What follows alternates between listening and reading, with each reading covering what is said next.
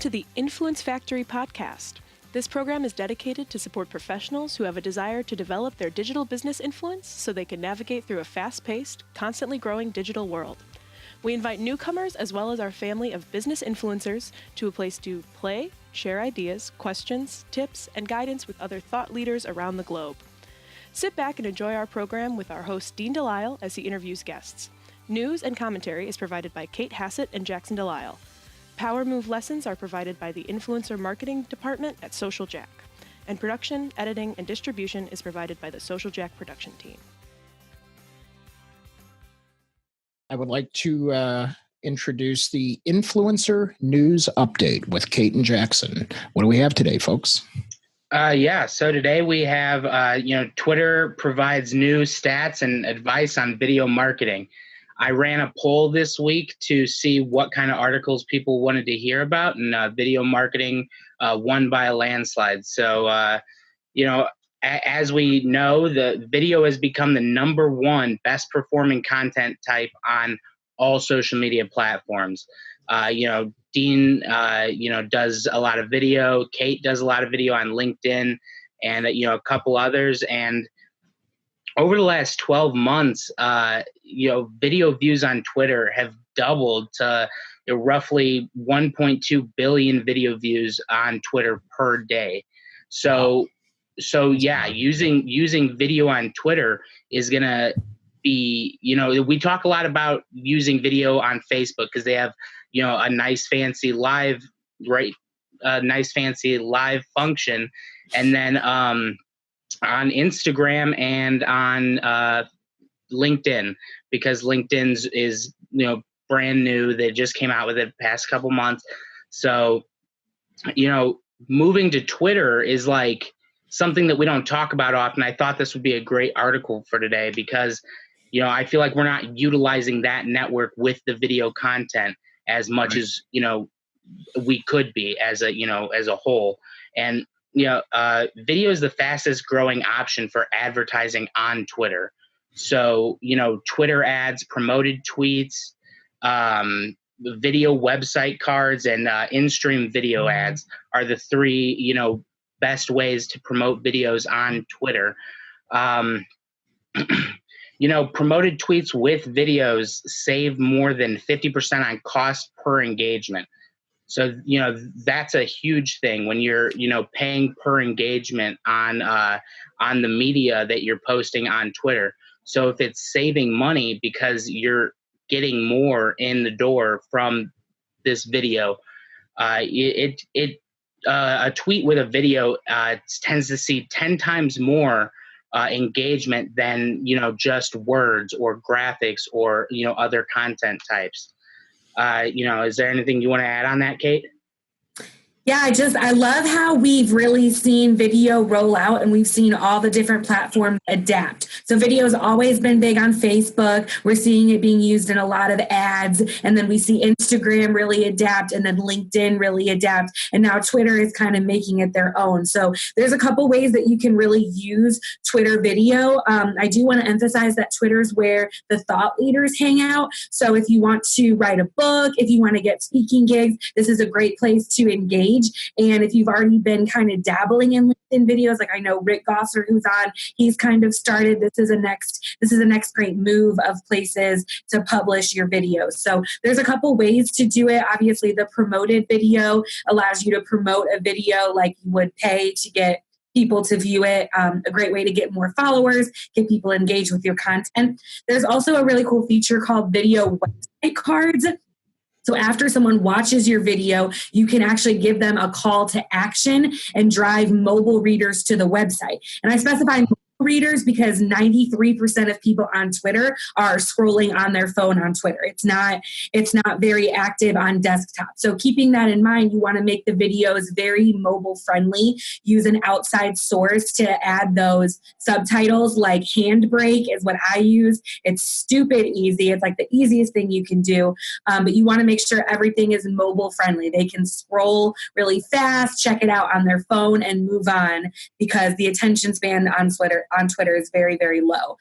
There's also in-stream video ads. Those are advertisements played at the beginning of a video from content partners, and it runs pre-roll video in a line with the brand. Those are really nice because they're normally on autoplay, so people get the promoted post from you, the video from you, before they see anything else, before they even really think to pause it. So that's kind of how Twitter's gotten ahead of these ads. And then, like I said, always keeping it mobile friendly because everybody is on their phone on Twitter. Is there any thought about, because I know we're back to now shooting videos, sort of, I call it just, landscape mode or whatever instead of portrait mode. Is there any thought now when they say mobile friendly? Are we going back to portrait with when they say mobile friendly, or does it matter with which direction? Yeah, on Twitter, I've seen, and honestly, for the space, the size that you're given, for it to be optimized, I would say, keep it landscape for, on Twitter. But when you're on sites like Instagram or really just Instagram, you want to keep it portrait mode, because you're gonna probably end up chopping it into like a square, so that way it fits directly in the space provided on Instagram. But Instagram's really the only one. Snapchat, but when we're talking about ones that are driving engagement and return, that would be I would say landscape across the board. Even with Instagram, if you shoot in landscape not through their app, don't do that. It's kind of like Facebook. If you're going live from your mobile device, you're going to want to do it in portrait because it doesn't turn with it. So now people are watching your video like this, but yeah, if you're gonna, chop a video down and crop it correctly, I would say landscape for across the board, all social media. Yeah, and I'm glad you mentioned that, because something I've been noticing a lot, I know we teach that the landscape mode is the best way to do even on LinkedIn, but I think things are also changing. So we might have to keep you guys updated, because now as more users are even using the LinkedIn app on their phones, I know when I look at videos on my desktop on LinkedIn, they look really, really bad when they're in portrait mode. But then when I'm on my phone, they really actually, convert quite nicely. So I think that's something we'll have to updated on as we can see more trends of how many people are using LinkedIn mobile versus desktop. But for Twitter, you're spot on. We know that they are mostly mobile. And then Julie asked the name of the app where you can get subtitles. We'll put it in the show notes and post it on Facebook, but it's called Handbrake, HANDBRAKE. And that is a very easy way that I've used to do subtitles. And there's also videos on YouTube to get you started. Yeah. And do you know which version of transportation originated the handbrake, Cait? The bus, train. Stagecoach. Oh. What a dad trivia question. I know, right? Yeah. One other app, just so you guys know, and we'll also put this in the show notes, is Headliner. I use Headliner to transcribe all the videos that I do, and the best part about it is it will optimize it for social media. So if you're posting on YouTube, Twitter, Facebook, it'll give you a nice 16:9 ratio that you can put that into. And then if you're on if you want to post it to Instagram, it'll allow you to put it into the 1:1 ratio size. So it's real cool stuff, and we'll put this all in the show notes along with the article, and I will tweet out the article after the show too, so you guys can get it there. Yeah, that's good. All right, good article. I'm going to go Google Stagecoach because Rick said I don't know what it is.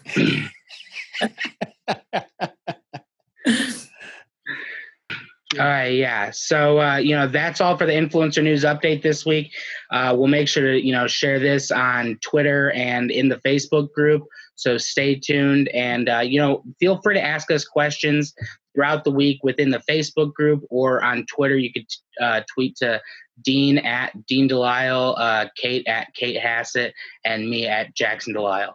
So make sure to tweet to us if you have any questions, if you want to see different types of articles, things like that. We want to make sure we're gearing this content for you guys. So, I think Dean has a power move. I have a power move.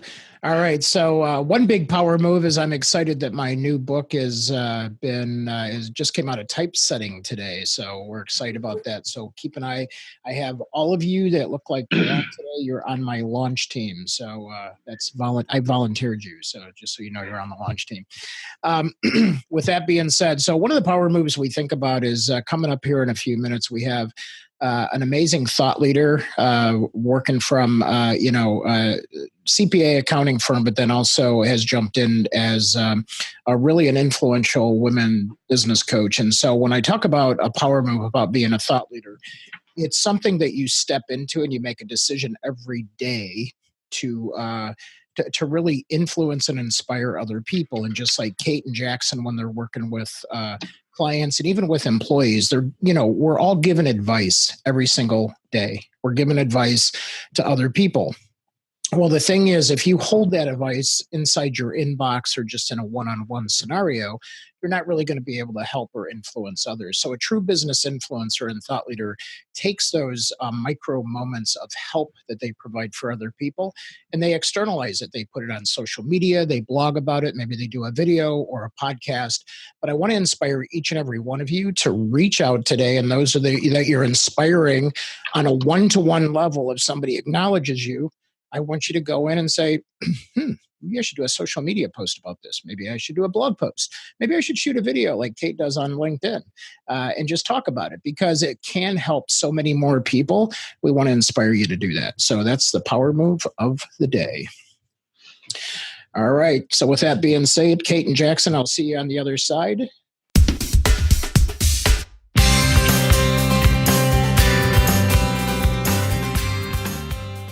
Thank you for listening to the Influence Factory podcast. We welcome feedback and suggestions. You can provide these by visiting our website at www.myinfluencefactory.com. And if you are interested in Social Jack's 90 Days to Influence program, you can simply go to 90daystobusinessinfluence.com and simply ask for the next steps. While our program airs regularly on Zoom webcasts and Facebook Live on Wednesdays at noon Central, we invite you to download episodes on your favorite channel: YouTube, iTunes, Google Play, Stitcher, Spreaker, SoundCloud, and who knows where else in the future. We will also provide occasional on-location live streams with special guests that we will announce in our community Facebook group, Business Influencer Alliance, as well as on all Social Jack channels. Our mission is to help you build your digital business influence with this podcast, as well as inspire, educate, and entertain those who are hungry to collaborate in a cool place with cool business professionals just like you.